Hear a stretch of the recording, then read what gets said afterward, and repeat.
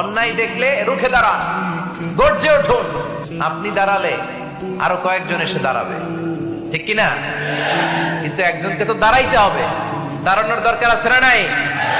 মনে রাখবেন, আধারে ভয় পেও না, আলো আছে আড়ালে, অন্ধকার পালিয়ে যাবে তুমি উঠে দাঁড়ালে। দাঁড়াতে হবে আপনার।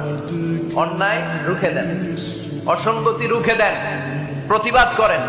সামাজিক যত ধরনের অন্যায় আছে, যৌতুক, সুদ, ঘুষ, দুর্নীতি, রুখে দেন। আমরা এগুলোর বিরুদ্ধে। আমরা দুর্নীতির পক্ষে না বিপক্ষে?